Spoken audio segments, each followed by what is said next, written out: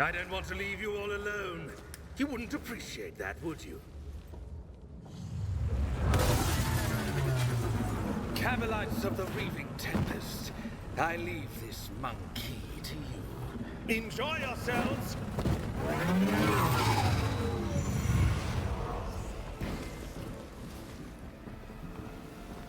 Marazhai, the mid-game antagonist in Rogue Trader. You'll find this guy a lot in Act 2, and eventually he joins you in Act 3 as a recruitable companion. Now, this guy comes with two things that I absolutely loathe when it comes to building. The first one being that he is level locked to level 29, so you have to spend a lot of time salvaging his build, and the second one being that he is an assassin. That's it. I just don't like assassins. The reason I don't like assassin is they are incredibly gear aligned, and a lot of that is Act 3 and Act 4 gear. Luckily, we pick up Marazhai at the end of Act 3 going into Act 4. So I wanted to do this video the opposite how I've done all the other videos, which is we're going to start talking about the itemization, because that is the most important part. When you first get him, you will be wanting to focus on light armor and agility. Like the ghost plate armor that you can get early on is going to be probably what carries him through Act 3.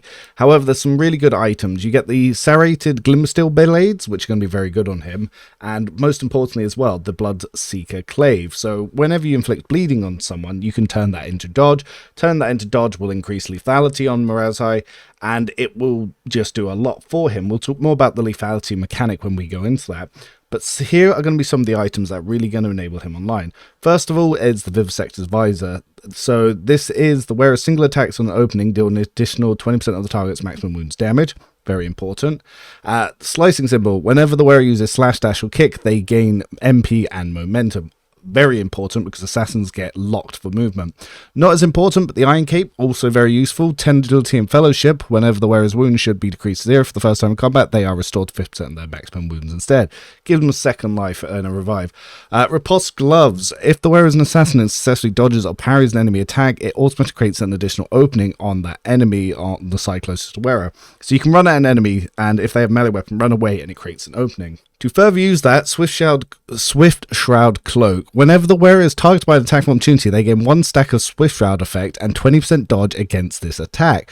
The wearer also gains 5 MP every time they are targeted by an attack of opportunity, so you can use this with the gloves to create MP and openings. Yeah, and then it gives dodge to allies based on the Swift Shroud stacks times 5, but don't really need to worry about that.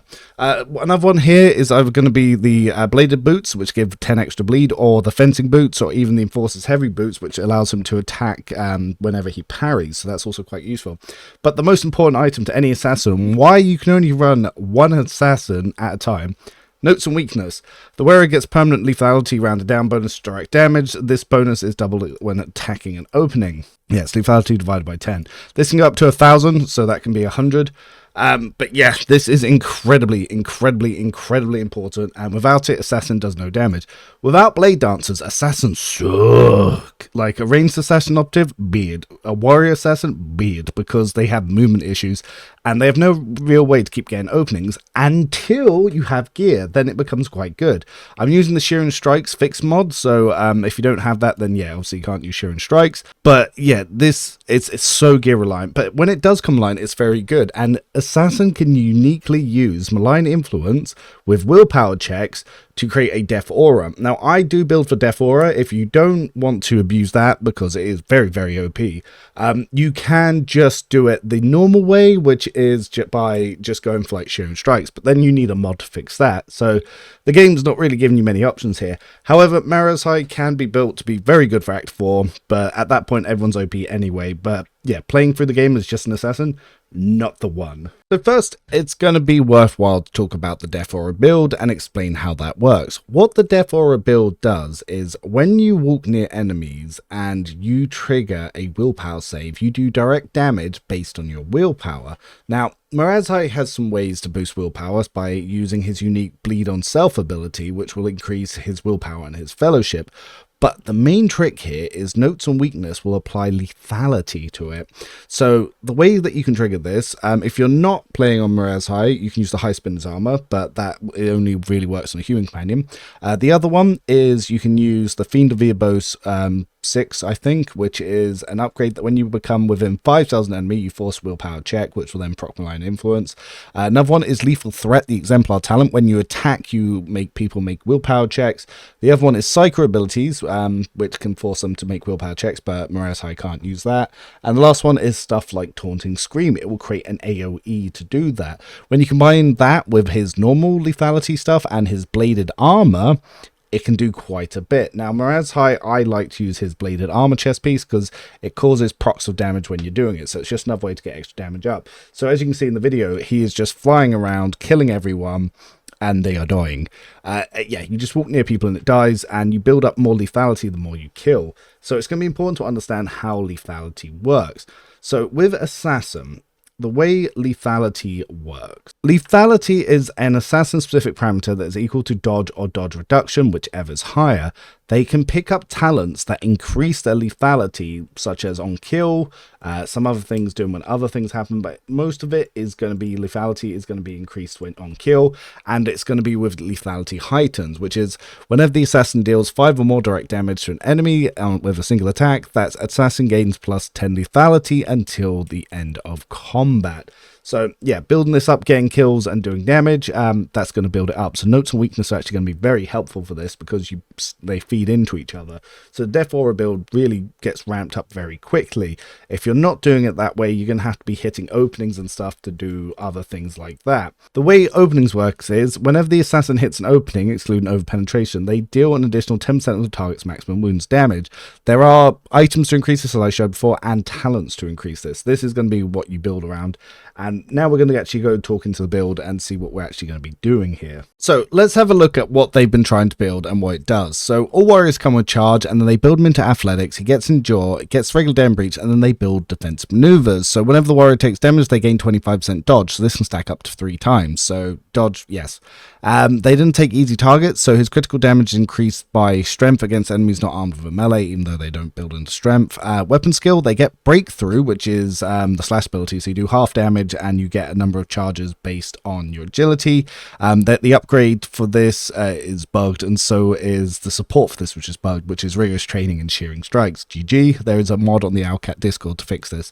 They get more athletics, weapon skill, nimble, cruise, rigorous training. Yep. This is meant to be so that charge and slash do not end the warrior's movement when they use it. However, it doesn't always work, and they often do, especially with shearing strikes. Daring Breach upgrade 1, so he gets 10 movement points to the end of the turn when the warrior does not take attacks of opportunity.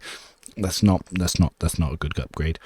Blade Flurry, which is increases damage of slash every time you use it. More agility, Reckless Strike, Dueling Mastery, so you get some more parry. Reckless Strike is good for one big attack, even though you're building around slash. So again, not a good choice.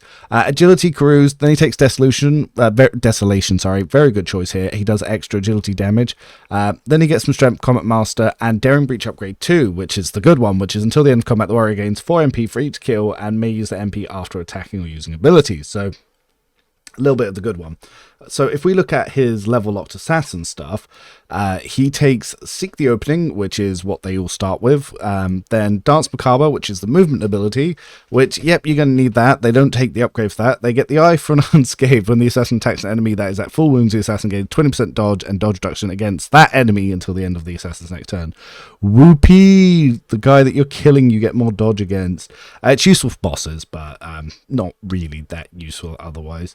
They get Dispatch, which is the upgrade, which is a one-shot killing attack sort of thing, does more damage based on enemies missing HP.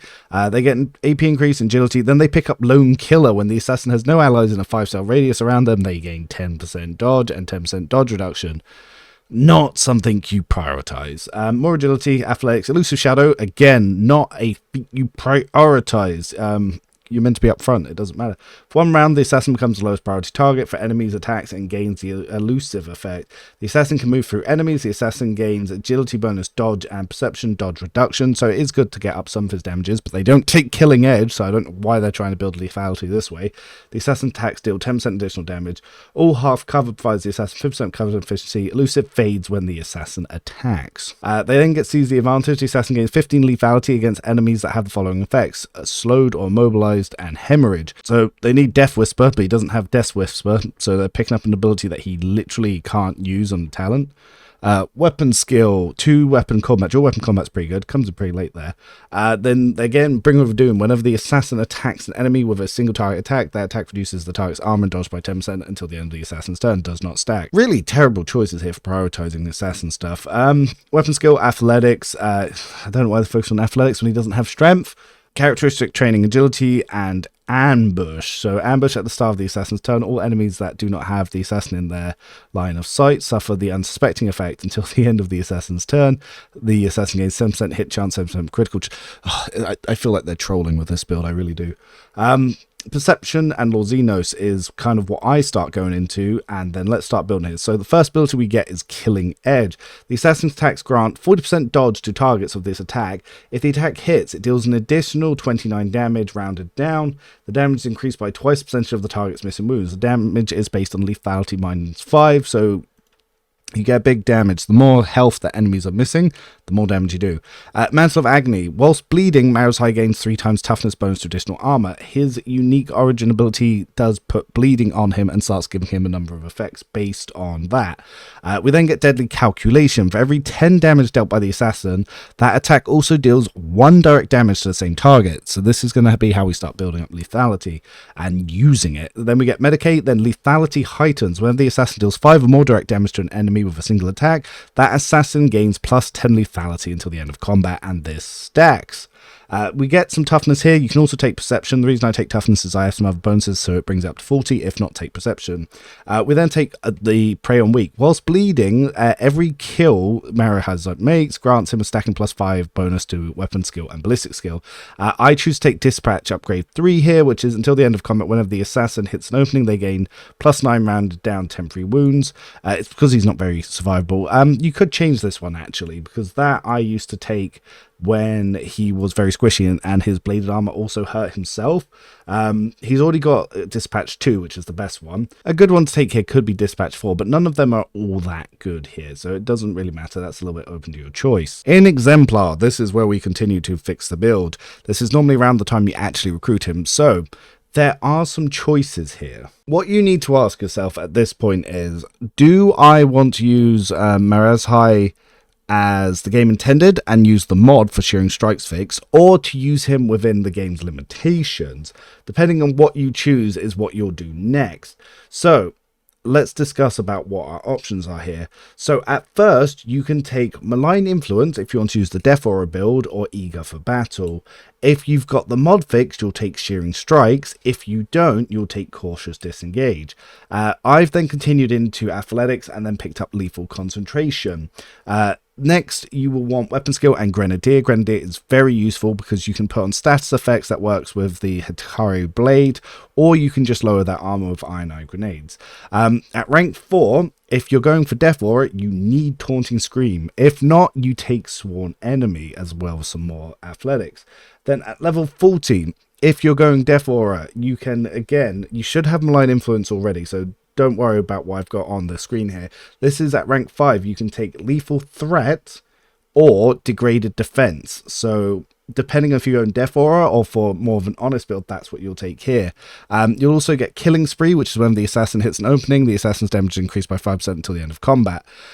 Next, we'll take Weapon Skill, and if you've already taken Cautious Disengage, obviously you're not going to want it here. So you can take something like Crowd Kill or Impetus or Ramming Speed or something along the lines of that. At rank 7, we take Death Whisper, which will give us an extra attack economy, but that won't end our turn, and it will also add the Hemorrhaging effect, which ignores armor's deflection. So that's another good one. It will increase our agility. Rank 8, we take Morbid Pirouette. Dance Macabre deals 10 direct damage, and it can also pop openings. You really want this much earlier, but it's unfortunately they took a lot of the build up in the middle ranks, so there's nothing we can do with it. We get Emboldened by Bloodshed, which is while Marazhai is bleeding, his fellowship and willpower increased by 15, so this will also help with his Death Aura stuff. Then at rank 9, Medicate. Now I have Lethal Threat here. This is probably where you'll take Peak Condition. Again, what I'm showing here, you will want to read the spreadsheet for this one. I know the guy in the comments is probably going to put what I've got on screen, but what's on the spreadsheet is going to be more important here. Rank 10, AP increase. I have here Crowd Kill. If you've already taken Crowd Kill because of some of the other stuff, you can change it to something else, but crowd kill is normally what goes here along with Medicae. Impetus, very good upgrade here. If you've already taken it, you can also get ramming speed here, but you'll tend to be using slash more than you'll be using charge, but you can use both of them. You can actually set up slash on an extra turn, and on your main turn you can charge and then continue slashing, because it gives you charges until the end of the round. At rank 13, we take a squeeve. After successful dodge, the assassin gains 9% damage for the next successful attack. This can be abused a lot with Swift Shroud Cloak. Very, very good talent, and this is around the time that you'll also get that cloak. We'll also get more agility, more perception, more Medicae. Rank 15, vital points and defensive stance. Defensive stance will increase your, if you haven't attacked, your armor, and charge and slash do not stop that. So it's actually quite good. I do think shearing strikes also bugs this, and it takes off the defensive ability here, but yeah, the developers need to, they need to do a lot of work. The slash is such a buggy mechanic. Next, perfect opening, which will give us lethality chance to deal 5% of the target's maximum wounds more damage when hitting an opening. Very good. More Medicae. Create an opening. If an enemy suffers a critical hit from one of the assassin's allies at the start of the assassin's turn, a new opening is created on that enemy, whichever side is close to the assassin. Only works on main turns, not extra turns, unfortunately. I've thrown in It Will Not Die here if you don't want that characteristic training perception. Very good to take here as well.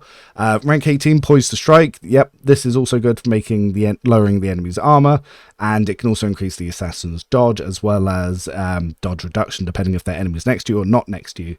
Strength is what I take here, but you can also take Perception. On the sheet here, I've got Degraded Defense. If you already have Degraded Defense, you're going to want to take Critical Velocity, and Imminent Demise is a very good one that will also start increasing damage for even further by increasing the vulnerable effect. A lot of this stuff, again, I want to take at the levels 16 to 29, but the game's already filled that out for you. And then we finish the build at rank 20. Okay, so yes, this is where the sheet's going to be more important than usual, and as always, it will be linked in the comment below. But if you're going for the Death Aura build, you're going to want the top line here, which is Malign Influence, and it'll be the same with Cautious Disengage, Living Shield, Lethal Threat.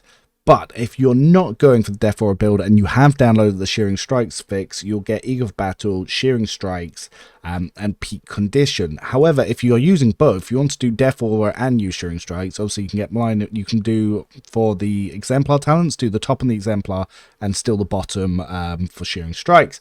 So that's going to be up to you and how you do that. But yes, Marazhai is complicated to fix his build, that's to say the least, but I hope this has helped you understand it. But he is actually a very good and enjoyable companion to use. It's just unfortunately comes in so late, and so much of his build lock, honestly, it does ruin it. Just let us have him from level 16 and it would be fine. But that's the last of the companion builds. Thanks all for making it. It's going to be a little bit of a delay before we do another like Rogue Trader build, but we need some more time to get through the live streams. And yeah, I'll start doing some runs for that, and then we'll get the next Rogue Trader build up in a few weeks. Thank you so much for your support. It has been absolutely overwhelming, and even thank you to Spiffing Brett. The shout out that he gave, absolutely amazing, more than I could have asked for when we were helping him with his video. But till next time, Rev now. Thanks for stopping by.